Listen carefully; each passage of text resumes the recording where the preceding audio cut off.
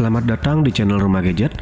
Saya Andre dan kali ini saya akan mereview iPhone 11 Pro dan iPhone 11 Pro Max.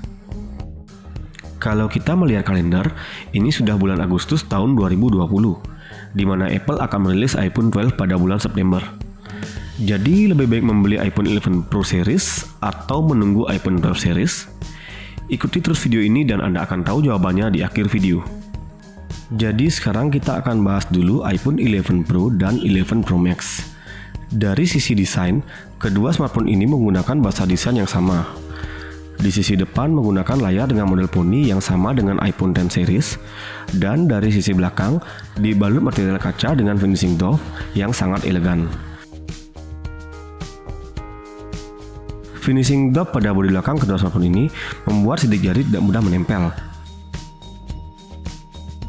Hal yang paling menjadi ciri khas dari iPhone 11 Pro dan 11 Pro Max adalah kamera belakangnya yang ada 3, di mana desainnya sangat original dan membuatnya terlihat unik. Build quality dari iPhone 11 Pro maupun 11 Pro Max ini pun terasa sangat solid di genggaman. Untuk urusan layar, iPhone 11 Pro menggunakan layar berukuran 5,8 inci dan iPhone 11 Pro Max menggunakan layar berukuran 6,5 inci.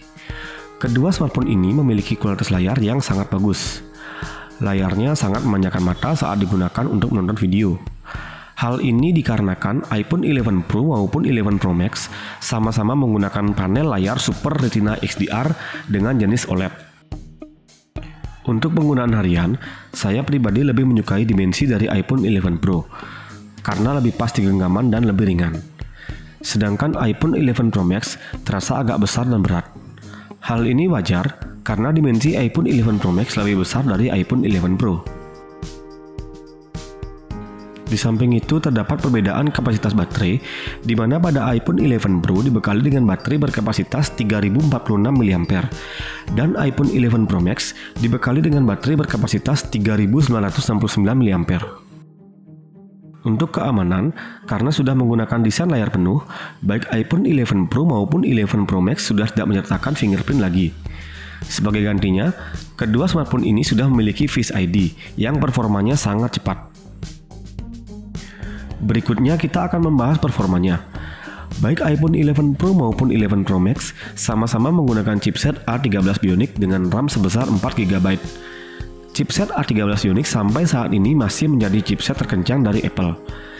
Game-game berat tidak menjadi masalah baik di iPhone 11 Pro maupun 11 Pro Max. Saat saya tes memainkan game PUBG, game terasa berjalan dengan sangat smooth dan tidak ada lag.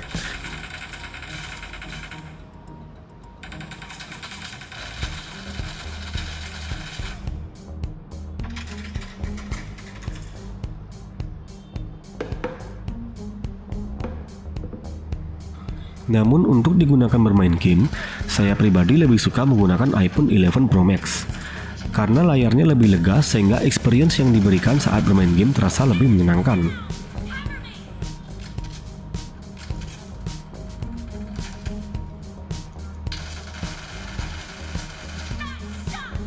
Sama sekali tidak ada kendala saat bermain game menggunakan kedua smartphone ini.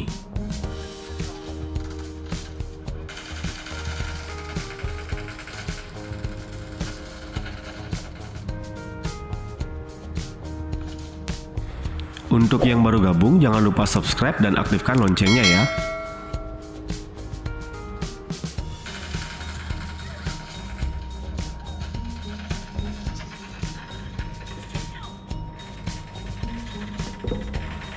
Baik iPhone 11 Pro maupun 11 Pro Max sama-sama mampu menjalankan setting grafis tertinggi saat ini dari game PUBG, yaitu XDR Extreme.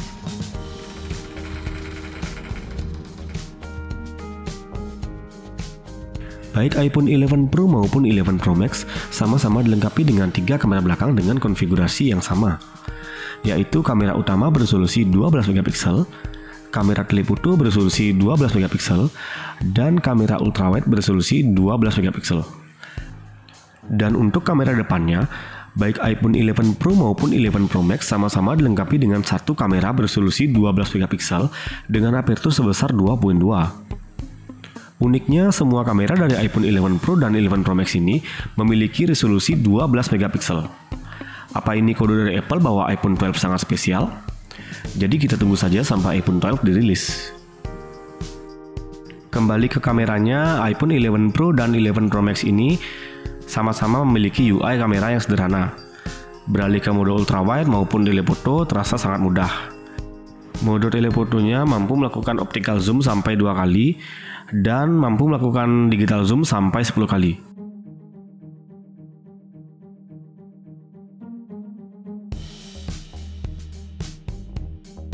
Kedua smartphone ini juga telah dilengkapi dengan mode portrait yang sama seperti pendahulunya. Jadi berikut merupakan foto-foto dari iPhone 11 Pro dan 11 Pro Max.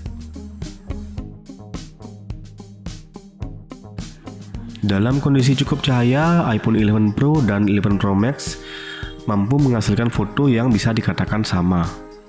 Sama-sama memiliki hasil yang tajam dengan kontras yang baik.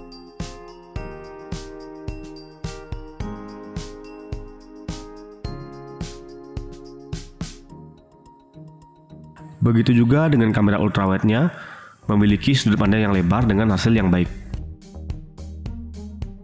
Kamera telefotonya juga tergolong memiliki hasil yang bagus dan tetap tajam.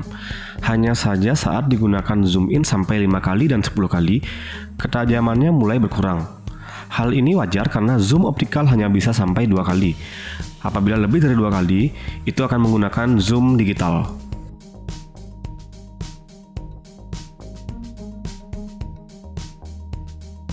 Untuk mode portraitnya sudah tidak perlu diragukan lagi. Hasil blurnya sangat natural dan rapi. Pemisahan objek terlihat sangat pas, di mana biasanya beberapa smartphone mengalami kendala saat memisahkan objek-objek kecil seperti rambut. Hasil kameranya saat low light pun bisa dikatakan sangat baik. Terlihat sekali night mode sangat membantu untuk menghasilkan foto yang bagus. Namun saat night mode dimatikan, saya merasa iPhone 11 Pro agak kesulitan dalam mencari fokus. Berkali-kali saya coba pun hasilnya memang untuk fokus terasa lebih baik di iPhone 11 Pro Max. Untuk perekaman videonya, iPhone 11 Pro dan 11 Pro Max sama-sama mampu merekam di resolusi 4K dengan frame rate 60 fps. Dan hasilnya menurut saya sangat baik, di mana dalam resolusi 4K dengan frame rate 60 fps, hasil perekamannya sangat stabil.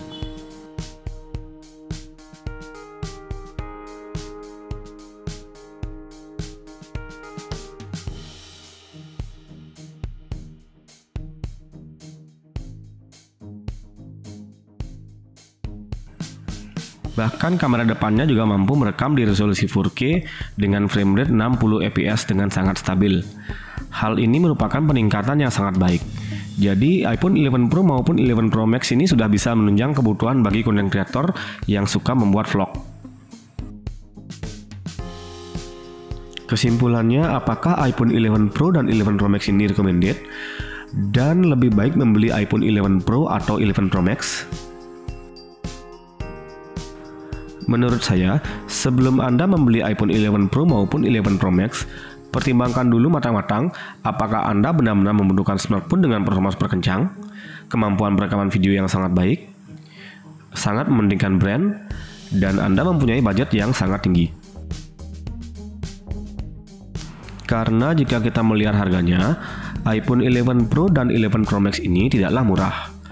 17 jutaan untuk varian termurah dari iPhone 11 Pro dan 20 jutaan untuk varian termurah dari iPhone 11 Pro Max.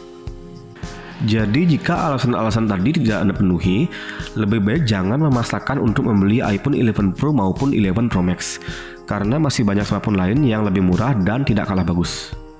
Namun jika Anda memenuhi semua alasan-alasan tadi, barulah Anda mempertimbangkan untuk membeli iPhone 11 Pro atau iPhone 11 Pro Max.